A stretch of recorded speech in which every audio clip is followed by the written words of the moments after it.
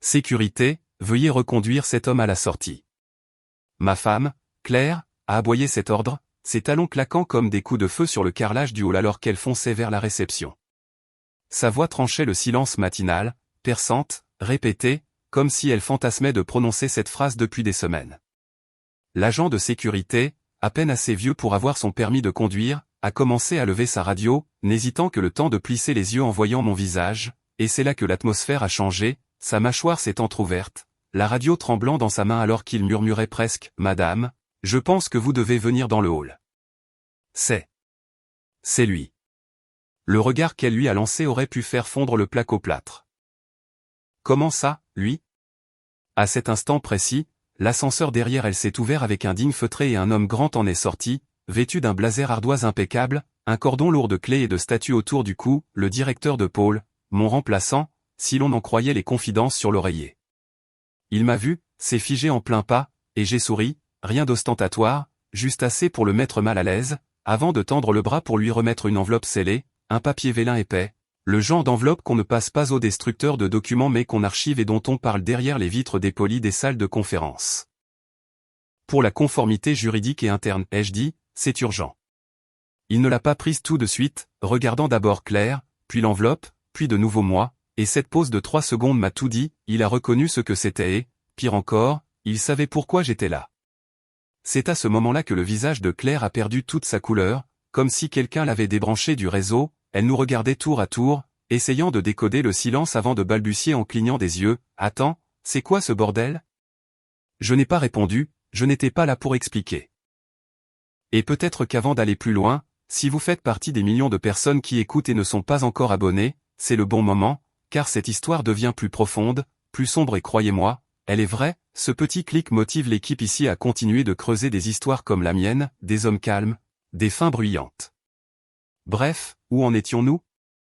Ah oui, ce moment exact dans le hall était la fin de son illusion et le début de mon règlement de compte. Elle pensait que j'étais parti, pas mort, juste commodément hors du tableau, l'ex-mari inoffensif qui ne s'est pas battu pour la séparation, l'homme qui préférait tailler ses rosiers plutôt que de se demander pourquoi elle ne rentrait jamais le jeudi soir. Ce qu'elle n'avait jamais réalisé, c'est que je n'étais pas parti, j'avais juste pris assez de recul pour voir l'image entière, elle avait troqué la confiance pour l'ambition et la fidélité pour Julien, son partenaire d'intégration commerciale, celui dont elle avait aidé à acquérir le cabinet et dont elle avait rédigé le contrat en secret. 14 semaines plus tôt, j'avais surpris un appel téléphonique qui avait tout déclenché, mais ce hall, cette enveloppe, ce moment de silence entre elle, le directeur et le garde tremblant, c'était la fin de sa version de l'histoire. Elle a ouvert la bouche à nouveau, probablement pour inventer, détourner ou pivoter car elle a toujours été meilleure avec les mots qu'avec la vérité, mais le chef de département a levé la main pour l'arrêter, il n'avait même pas encore ouvert l'enveloppe mais je pouvais le voir dans ses yeux. Il avait été briefé ou il se doutait de quelque chose, ou les deux. « J'ai besoin que vous veniez avec moi » a-t-il dit d'un ton sec et professionnel. Elle a cligné des yeux à nouveau, je suis en plein processus d'intégration. Maintenant a-t-il coupé, et juste comme ça, le tempo a changé, ce n'était plus elle qui donnait les ordres. Alors qu'il se dirigeait vers les ascenseurs, elle s'est retournée vers moi, son visage ne disait ni colère ni confusion, il disait trahison, ce qui honnêtement était presque drôle car quel genre de personne vous trahit et a ensuite l'air blessé quand vous présentez les preuves. Je me suis retourné, je suis sorti du hall et je n'ai pas regardé en arrière, mon rôle n'était pas de jubiler, je livrais juste l'enveloppe, mais ce n'était pas la seule que j'avais préparée et ce n'était certainement pas la dernière surprise qui l'attendait à l'étage. Le truc avec la trahison, c'est qu'elle ne commence jamais par un grand geste, pas d'enseigne au néon, pas d'affaire dramatique avec du rouge à lèvres sur le col, ça commence par quelque chose de stupide comme des tontes de haie ou un verre de vin qui teinte sur le carrelage de la terrasse. 2 mois avant cette scène dans le hall, j'étais dehors en train de tailler les buis, elle disait toujours que je les taillais comme un expert comptable à la retraite essayant de revivre le contrôle, et le plus drôle c'est qu'elle n'avait pas tout à fait tort, l'ordre me calme, la répétition dissipe les parasites. Et à ce moment-là, cela m'a sauvé parce qu'au-dessus du bruissement des coupures et du bourdonnement électrique, j'ai surpris sa voix dérivant depuis la terrasse, il pense que je suis en visite sur site, disait-elle, amusée, avec ce genre de petit rire sec qu'elle réservait aux gens qui l'ennuyaient. J'ai arrêté de tailler. Honnêtement, je passe plus de nuits chez Julien que dans ma propre maison, a-t-elle ajouté, suivi de rire, le sien et celui de quelqu'un d'autre, probablement sur haut-parleur, sans doute la même amie qui l'avait aidé à choisir sa robe d'anniversaire l'année dernière. Julien, ce n'était pas un nom qui appartenait à une blague, c'était le nom d'un homme dont la société, Dynamics Solutions, venait d'être acquise discrètement par la sienne, pas de presse, pas de champagne, une acquisition interne, et elle conseillait l'intégration, elle le disait comme si elle lissait des feuilles de calcul, mais apparemment elle lissait aussi d'autres choses.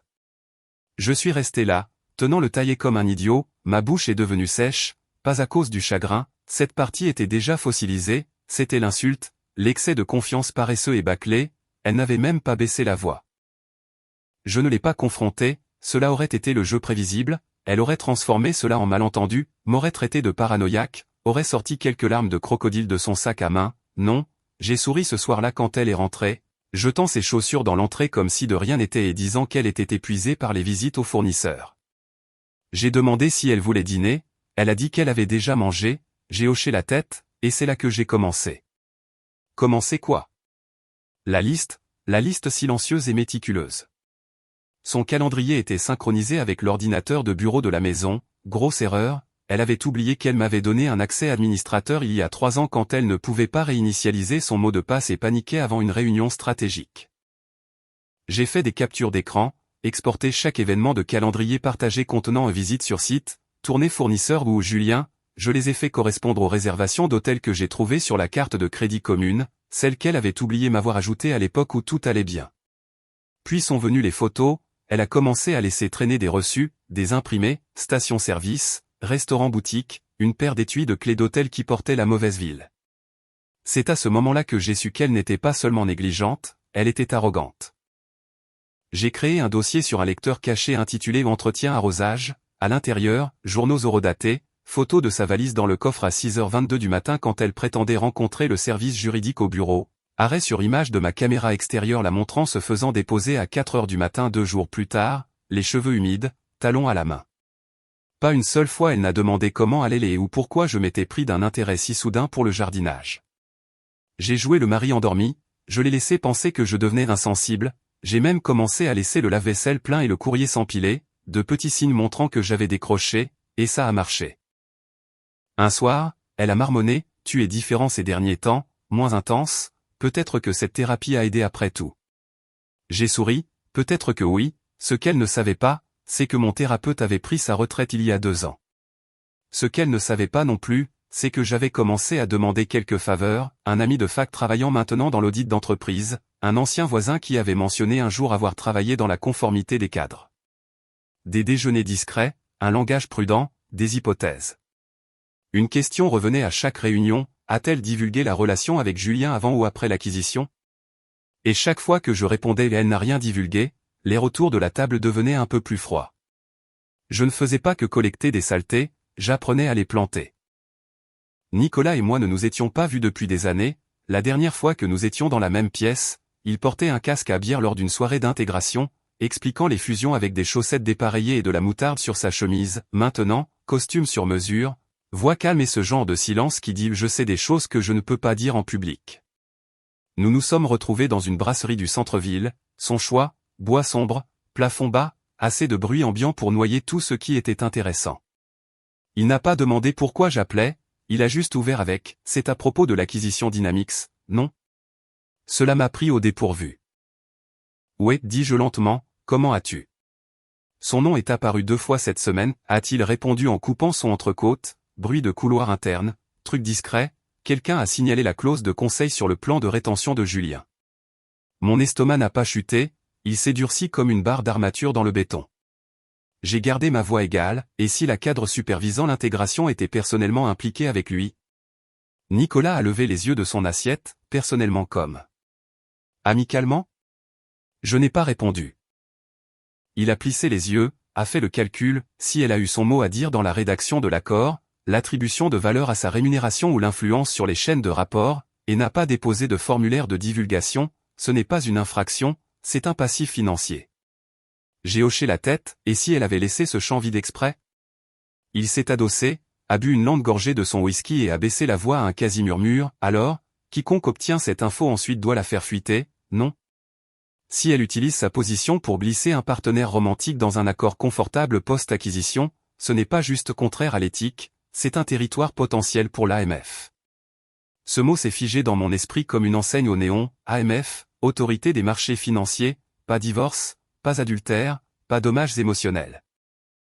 Ce n'était pas une trahison sentimentale, c'était un conflit d'intérêts transactionnel, ce qui signifiait que sa chute ne viendrait pas d'une dispute dans notre cuisine, elle viendrait d'un email en copie cachée avec les bonnes pièces jointes. Et ce n'était pas seulement cette fois-ci, Nicolas m'a rappelé quelque chose que j'avais oublié, elle avait fait quelque chose de similaire il y a des années, un contrat fournisseur qu'elle avait négocié avait fini par aller à son ex. Il était mystérieusement apparu à 2 séminaires d'entreprise en tant que consultant avant de disparaître à nouveau avec un chèque de départ, personne n'avait levé de drapeau, tout le monde avait mis ça sur le compte de la coïncidence, mais rétrospectivement, elle avait toujours joué avec les limites. La seule différence maintenant était qu'elle avait finalement surestimé sa main dans une entreprise assez grande pour avoir des avocats qui mordent. Je n'ai pas tout dit à Nicolas, juste assez pour guider la conversation sans m'exposer. Et si, dis-je en jouant l'innocent, quelqu'un demandait une réunion de vérification de conformité de manière anonyme, juste pour vérifier si les divulgations ont été déposées correctement. Il a souri un peu, alors ce quelqu'un pourrait rendre service à l'entreprise, surtout s'il a des documents à l'appui. J'ai demandé à quel point une telle réunion pouvait être vraiment anonyme, il a haussé un sourcil, ça dépend de la propreté de ton imprimante. Alors, j'ai quitté la brasserie l'estomac plein, avec une épaisse pile de reçus et une nouvelle direction. Jusque-là, c'était personnel, mais Nicolas m'avait aidé à voir ce que j'avais manqué, si je cadrais cela comme un grief privé, je me ferais manipuler jusqu'à l'oubli, mais si je le cadrais comme un conflit exécutif non divulgué sapant la confiance post-acquisition et l'intégrité de l'entreprise, là, ça attirait l'attention. 2 jours plus tard, j'ai passé un appel au service de conformité de sa société mère, je n'ai pas donné mon nom, j'ai juste dit que j'avais quelques questions sur les procédures de divulgation et l'éthique des cadres, en particulier lors d'acquisitions impliquant des consultants retenus. Ils ont dit que quelqu'un de la révision interne me rappellerait.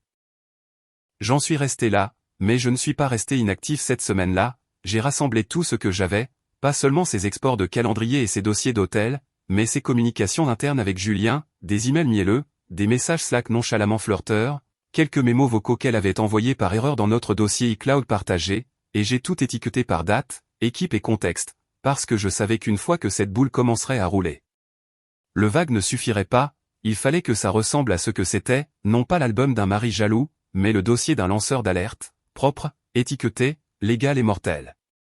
Certains pièges n'ont pas besoin d'être construits, ils attendent juste, silencieux, ouverts, il suffit de remarquer les dents.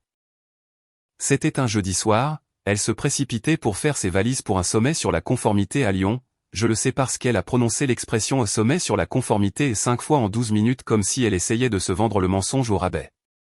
Elle a jeté son sac de travail sur la table de la salle à manger, s'est changée dans la salle de bain du bas et a laissé le bureau grand ouvert, son ordinateur portable brillait doucement, le couvercle juste assez entrebâillé pour chuchoter le regard à l'intérieur.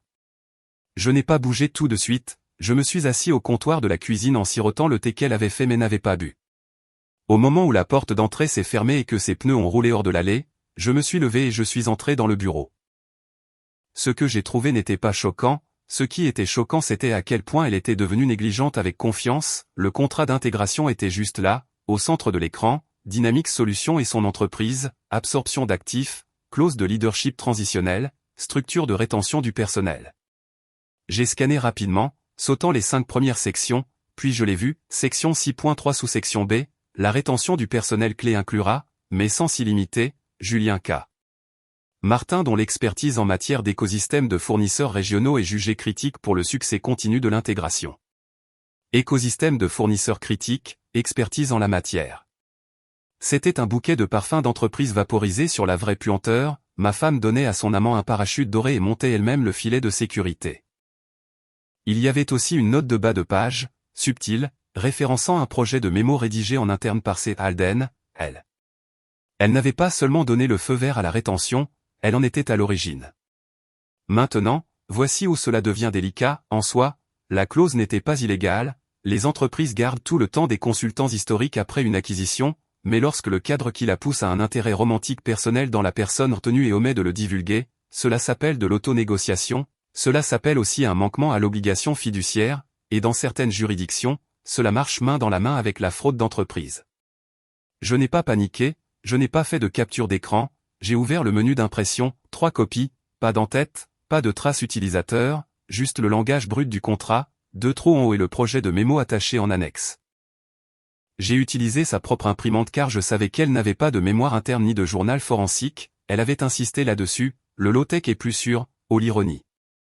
Une copie est allée dans une enveloppe craft scellée marquée aux revues juridiques, confidentielle, je l'ai conduite à travers la ville cette nuit-là en portant une casquette et des lunettes de soleil et l'ai déposée dans la fente du courrier de nuit de la division juridique de la société mère, pas d'adresse de retour, pas d'empreinte digitale, juste une documentation propre glissée entre des rapports budgétaires et des griefs RH en retard. La deuxième copie est allée dans un coffre ignifugé dans le garage derrière de vieux dossiers fiscaux poussiéreux, une assurance au cas où quelqu'un deviendrait malin. La troisième est restée avec moi, je ne l'ai pas beaucoup regardée, je n'avais pas à le faire, savoir qu'elle existait suffisait, c'était le point d'appui du levier que j'attendais depuis des mois d'actionner. Elle a appelé plus tard ce soir-là, a dit qu'il faisait froid à Lyon, que le sommet était plus du réseautage que de la politique, qu'elle s'ennuyait de la maison. Je lui ai dit de profiter de la conférence, d'apprendre beaucoup. Elle a ri, je le fais toujours. Puis elle a ajouté comme si cela importait, Julien n'est même pas ici, au fait, au cas où tu te demanderais. Je lui ai dit que je ne me le demandais pas, et je ne mentais pas car Julien n'avait pas besoin d'être à Lyon, il était déjà dans le contrat, sécurisé, abrité, signé par la femme qui jurait qu'elle ne mélangerait jamais le personnel et le professionnel. Et maintenant, ce contrat marchait tout seul vers les mains du service juridique. Elle l'avait laissé ouvert, et j'avais fini de fermer les yeux. 2 semaines plus tard, elle a franchi la porte comme si elle venait de gagner une loterie pour laquelle elle n'avait jamais acheté de billets, cheveux bouclés, blazer net, voix plus aiguë que d'habitude, le ton qu'elle utilisait quand elle voulait que vous sentiez son succès sans le dire directement. Il me mute au siège social, a-t-elle annoncé en ôtant son manteau comme si elle avait dépassé chaque pièce de la maison, bureau complet, augmentation de titre, voiture de fonction, tout. Elle n'a pas dit qu'elle le méritait, elle n'avait pas à le faire, son visage faisait toute la vantardise pour elle. Je me suis appuyé contre le comptoir de la cuisine, essuyant une assiette, est-ce que Julien sera impliqué? C'est sorti trop propre, trop décontracté. Elle s'est figée juste un instant, mais je l'ai attrapée, ce micro-bug d'une seconde, le même regard qu'un enfant donne quand il réalise que le pot à biscuits n'était pas bien fermé. Pourquoi tu demandes ça, a-t-elle dit, clignant des yeux trop vite. J'ai haussé les épaules, juste curieux, je pensais qu'il faisait partie de cette équipe projet. Elle a balayé ça de la main, mais son ton s'est aminci, il fait des trucs en back-office maintenant, complètement séparés, je le verrai à peine. C'était son tic, l'expression « je le verrai à peine », comme si elle répétait son innocence avant que l'accusation ne vienne. Mais je n'ai pas accusé, ce n'était pas le jeu, plus maintenant. Alors je l'ai félicité, j'ai dit que j'étais fier, demandé quand l'intégration commençait. Elle a dit lundi. Le dimanche après-midi, j'avais mon prochain rendez-vous programmé. Nicolas m'avait discrètement mis en contact avec quelqu'un 2 échelons au-dessus de la chaîne alimentaire des RH, un conseiller en conformité éthique qui avait une formation en droit des fusions-acquisitions et en surveillance fédérale, le genre de gars qui dit parjure comme si c'était juste une autre syllabe.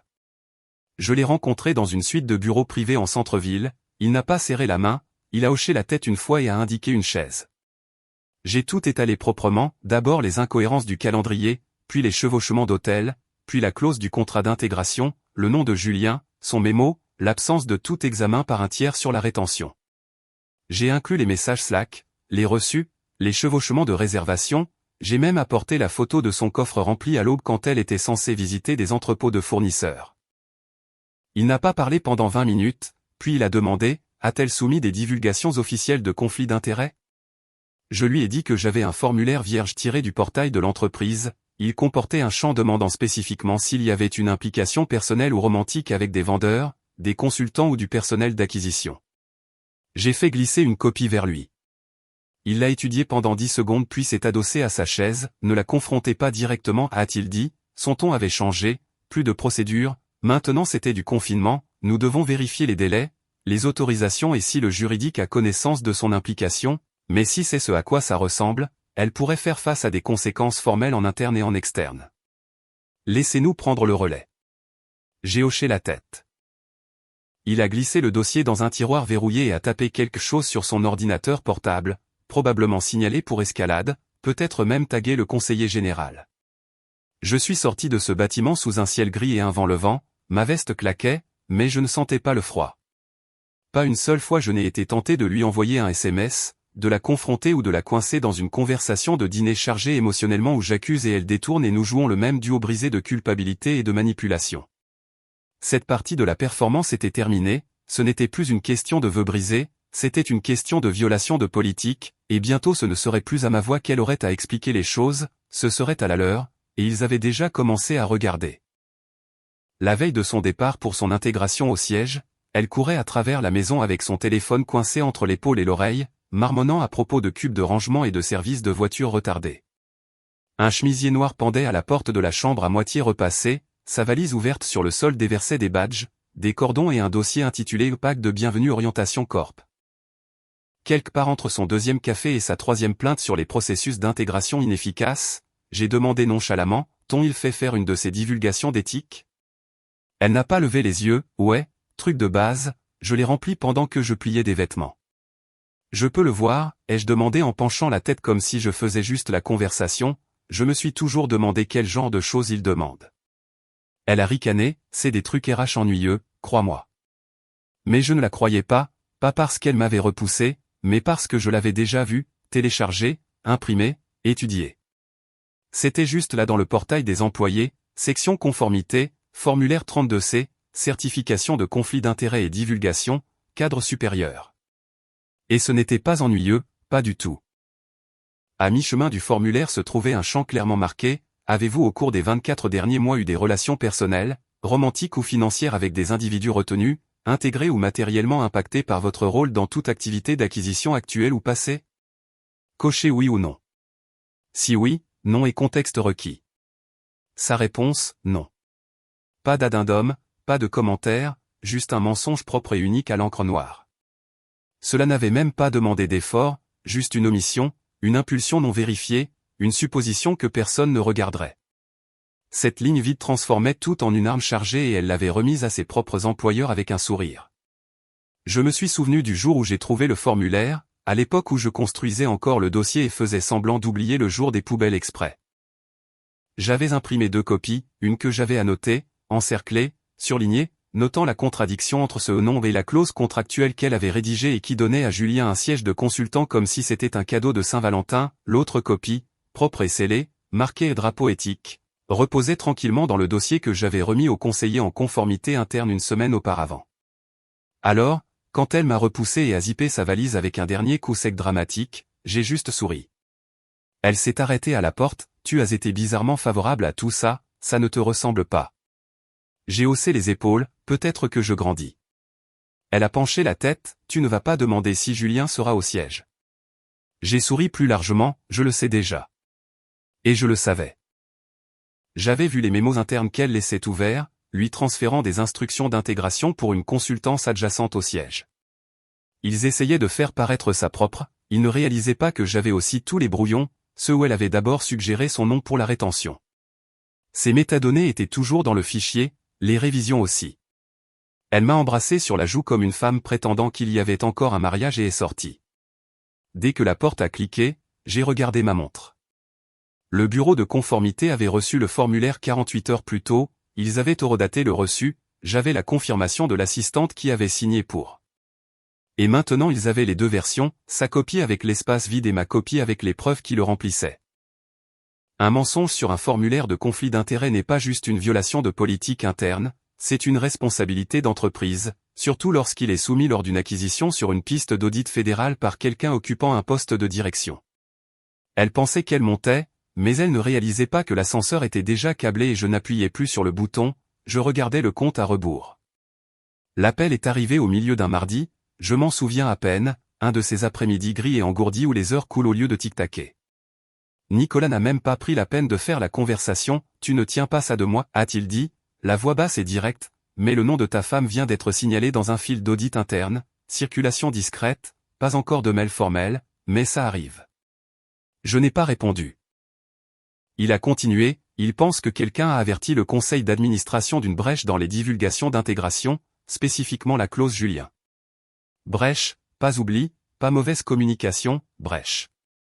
C'est le mot qu'on utilise quand quelqu'un n'a pas simplement oublié une ligne dans un formulaire, c'est ce qu'on dit quand la ligne a été intentionnellement laissée vide. Elle est sous examen, ai-je demandé, connaissant déjà la réponse. Nicolas a hésité, ils ont commencé à tirer son trafic email, les journaux VPN, les exports Slack, ils ne lui diront probablement rien tant qu'ils n'auront pas tout. Pour l'instant, ils cartographient qui savait quoi et quand. Je l'ai remercié et j'ai raccroché, puis je suis resté assis là un moment parce que ça avait commencé. Elle était toujours ignorante, envoyant toujours des textos avec la même confiance suffisante d'un joueur d'échecs avec 3 coups de retard. En fait, elle m'a envoyé un message ce soir-là, tard, vers 23h40, une photo d'un bar à vin du centre-ville, lueur de bougies, verre vide, elle souriant avec 4 autres cadres, et juste à côté d'elle, Julien, son bras drapé sur le dossier de sa chaise, ses doigts frôlant presque son épaule. Il avait l'air d'être à sa place, elle avait l'air d'avoir gagné. La légende, ambiance dîner d'équipe. J'ai enfin l'impression de faire partie de quelque chose de grand. Smiley. J'ai fixé l'écran une seconde, puis j'ai tapé 4 mots, souris tant que tu peux. Pas d'émoji, pas de ponctuation, juste un miroir tendu vers son autosatisfaction. Elle n'a pas répondu, elle l'a probablement montré à ses amis et m'a traité de mesquin ou d'amer ou d'émotionnellement retardé, son insulte préférée approuvée par son thérapeute. Mais derrière l'illusion d'optique du contrôle, les murs bougeaient. Les journaux d'audit traçaient ses accès, le juridique vérifiait le timing de ses modifications sur les projets de contrat, les RH étaient mises dans la boucle discrètement. Pas d'alarme, juste des questions calmes, était-elle la seule à avoir approuvé l'intégration de Julien? Qui d'autre a signé? Quelqu'un d'autre était-il au courant de leur lien? Et tout ce que j'avais à faire était d'attendre. Mais je ne l'ai pas fait, attendre était passif, je n'étais plus passif. Cette semaine-là, j'ai contacté une connaissance dans la conformité des fournisseurs qui me devait une faveur, quelqu'un des achats qui avait discrètement changé d'entreprise après qu'un scandale de harcèlement eut balayé la dernière division de ma femme, elle avait fait partie de l'équipe de contrôle des dommages. Elle avait enterré des documents une fois, je le savais, elle aussi. Nous avons pris un café dans un hall neutre, j'ai posé quelques questions inoffensives sur les voies d'intégration, les failles des consultants et la fréquence à laquelle les relations exécutives sont discrètement balayées sous le tapis. Elle n'a répondu à aucune d'elles directement, mais elle a dit quelque chose qui est resté, si elle utilise les mêmes astuces qu'elle a utilisées la dernière fois, le juridique va brûler tout le verger pour tuer le ver. Ce qui signifiait que l'entreprise ne voulait pas de mauvaise presse cette fois-ci, il voulait la terre brûlée, et si elle était liée à une quelconque inconduite antérieure, même des rumeurs, il la sacrifierait avant que cela n'atteigne les oreilles des actionnaires. J'ai quitté la réunion en sachant une chose à coup sûr, je ne faisais plus que regarder, je bougeais. C'était elle qui était surveillée maintenant, et les gens qui la regardaient ne le faisaient pas par jalousie ou vengeance, ils le faisaient pour l'atténuation des risques. Parce qu'une femme qui inscrit son petit ami dans un contrat, ment sur une divulgation et appelle cela de l'efficacité n'est pas seulement une mauvaise épouse, c'est un mauvais investissement, et quelqu'un venait de débrancher sa valorisation. L'invitation est arrivée un vendredi tard dans l'après-midi, une ligne d'objets vagues, session fermée, surveillance éthique, obligatoire, lieu salle du conseil, durée 90 minutes. Pas d'ordre du jour joint. Ma femme là, de manière prévisible, tournée comme une formalité, c'est pour la restructuration de la conformité, a-t-elle dit entre deux bouchées de son bol de céréales, probablement juste une autre couche administrative pour le juridique. Ils font ça tous les quelques trimestres quand quelqu'un au juridique veut justifier son bonus. Elle était détendue, de manière arrogante, s'était fait coiffer le lendemain matin, avait commandé un nouveau chemisier à la boutique du centre-ville, celle où elle n'achetait que lorsqu'elle voulait rappeler aux gens qu'elle appartenait à l'étage exécutif. Julien n'était pas invité. Il lui a envoyé un texto passif-agressif le matin de la réunion, « Je suppose que je n'ai pas atteint la liste A de la conformité. » Elle a répondu, « Je découvrirai de quoi il s'agit. » Probablement rien. Je n'ai pas souri, pas cette fois. Le moment n'était pas satisfaisant, il était chirurgical, car pendant qu'elle répétait ses expressions inoffensives dans le miroir et choisissait des boucles d'oreilles qui disaient corporate mais décontractées, la véritable raison de cette session d'urgence n'avait rien à voir avec les mises à jour de politique, elle avait tout à voir avec elle. Ils avaient déjà la clause du contrat, section 6.3 sous-section B, ils avaient vérifié les métadonnées montrant qu'elle l'avait rédigé, ils avaient son mémo de rétention pour Julien sauvegardé sur les disques internes et maintenant ils le rapprochaient de la ligne de divulgation manquante qu'elle avait laissée vide sur le formulaire d'éthique. Ils construisaient une chronologie, ils n'avaient pas besoin d'accusations, ils avaient besoin d'un motif et je leur en ai donné un. 3 jours avant la réunion, j'ai envoyé un dernier paquet, pas à la conformité cette fois, mais au conseil d'administration directement, un coursier de livraison anonyme déposé à l'assistant du président du conseil. À l'intérieur, une clé USB chiffrée étiquetée simplement un contenu archive vérification croisée. 3 ensembles de messages privés récupérés de la synchronisation cloud de son ordinateur portable professionnel, qu'elle n'avait pas correctement délié après la transition vers le siège. Les messages n'étaient pas explicites, elle n'était pas si stupide, mais il n'avait pas besoin de l'être. Sténographie flirteuse avec Julien pendant l'intégration, changement de calendrier suivi de confirmation de dîner privé, un dossier intitulé Note dîner fournisseur, qui ne contenait que 2 selfies de 2 dans un restaurant chalet à la montagne, horodaté, métadonnées intactes, enregistrées à l'écran pour authentification. C'était ma pièce finale, pas une arme fumante, quelque chose de pire, un motif de normalité, une corruption si décontractée qu'elle ne pensait pas avoir besoin de se cacher. L'assistante du président du conseil a appelé d'un numéro non répertorié le lendemain matin, « Est-ce monsieur ?» Elle a marqué une pause. Disons. Un observateur. Je n'ai rien dit, elle s'en fichait. Je voulais juste confirmer la réception. Tout a été consigné. Recoupé. Vous ne serez plus contacté. Tout est en mouvement. Cette phrase, tout est en mouvement, portait plus de poids que n'importe quel marteau de juge. Cela signifiait que je n'avais plus besoin d'agir, le système avait finalement mordu à l'hameçon, et maintenant les murs autour d'elle chuchotaient dans cette salle de conseil.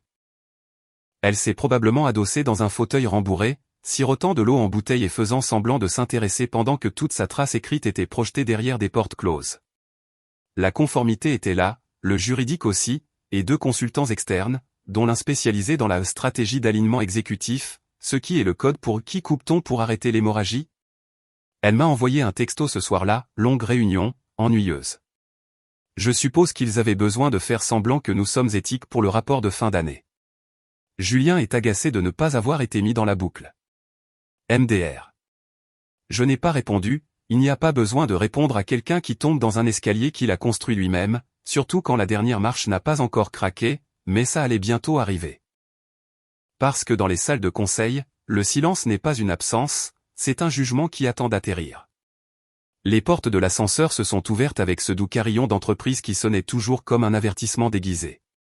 Elle est sortie vite, trop vite, les yeux déjà plissés, la mâchoire assez serrée pour fendre une dent. Quelle que soit la contenance qu'elle avait répétée dans les murs en miroir à l'étage, elle avait disparu au moment où ses talons ont touché le carrelage du hall. Elle m'a vu en premier, puis l'enveloppe dans les mains du directeur de pôle. Sa voix n'a pas résonné, elle a claqué, « Pourquoi es-tu là ?» Pas « Qu'est-ce que tu fais ?» Pas « Qu'est-ce qui se passe ?» Juste une pure indignation, comme si ma présence était l'offense, et non les mois de tromperie qu'elle avait cousus dans sa carrière comme du fil bon marché. Je n'ai pas répondu, j'ai simplement fait un signe de tête vers le directeur, un homme qui jusqu'à ce matin pensait probablement à elle comme une greffe d'entreprise prometteuse, maintenant il lisait les documents que je lui avais donnés, tournant les pages lentement, méthodiquement, comme quelqu'un qui savait qu'il ne tenait pas juste du papier, il tenait du risque. Il n'a pas levé les yeux, ne l'a pas reconnu, a juste dit d'un ton plat et froid, « Vous devez me suivre ». C'est là que sa confiance s'est fissurée, on pouvait le voir, le bégaiement dans son souffle, le petit changement de ses pieds, la panique subtile fleurissant derrière ses yeux. « Vous suivre pourquoi ?» a-t-elle exigé. « Je suis en plein milieu de l'intégration, j'ai un emploi du temps aujourd'hui. » Elle a essayé de passer devant moi comme si la simple force de son indignation pouvait effacer la réaction en chaîne qu'elle avait déclenchée. Mais le garde s'est mis sur son chemin avec le genre de calme qui vient de recevoir des instructions qu'il ne comprenait pas entièrement mais savait devoir obéir. « Madame, a-t-il dit, les mains sur les côtés, je vais devoir vous demander de rester ici. » Elle a cligné des yeux vers lui comme s'il avait commencé à parler une autre langue. « Je travaille ici, a-t-elle aboyé. » Il n'a pas bougé, ne s'est pas défendu, ne s'est pas excusé, il a juste tenu la ligne parce que quelqu'un là-haut avait décidé qu'elle ne la franchirait pas. Alors le directeur a baissé l'enveloppe, il l'a regardée, non pas avec déception ou colère ou choc, mais avec résignation, le regard d'un homme qui avait déjà assisté à 2 briefings internes ce matin et qui attendait qu'elle mente, nie ou implose.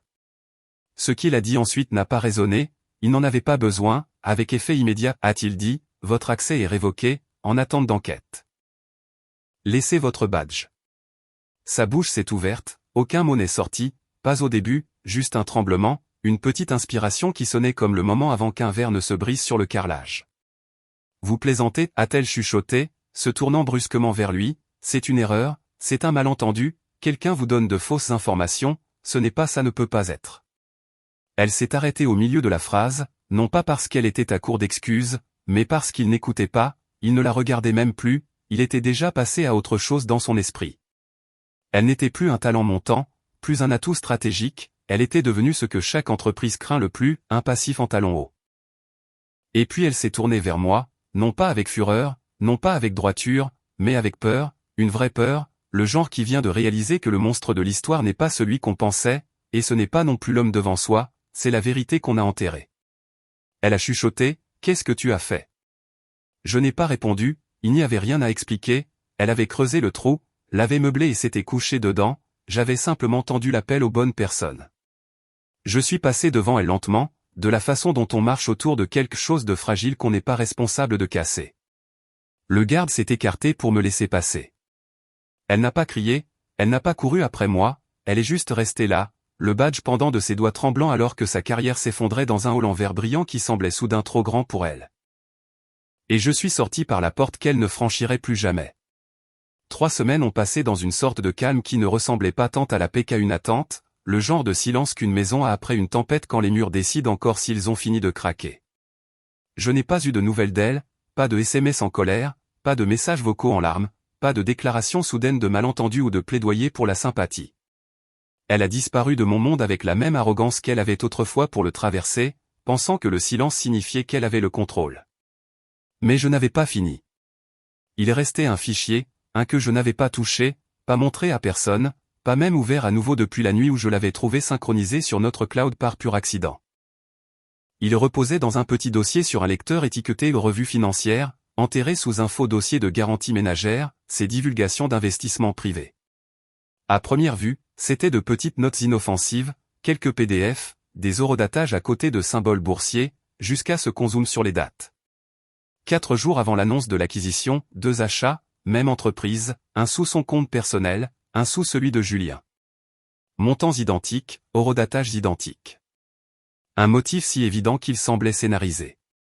Et voici la partie qu'elle n'a jamais cru possible, le délit d'initié n'est pas seulement pour les loups de Wall Street, c'est pour quiconque utilise des informations privilégiées pour remplir les poches de quelqu'un, surtout s'il couche avec. Alors, je l'ai transféré. Pas à la conformité, pas au juridique, pas à Nicolas, au conseil d'administration. Pas d'explication, pas de commentaire, pas de nom, juste le fichier. Moins de 48 heures plus tard, l'assistante du président du conseil a envoyé un message via le même canal chiffré qu'elle avait utilisé auparavant, reçu. Consigné. Escaladé.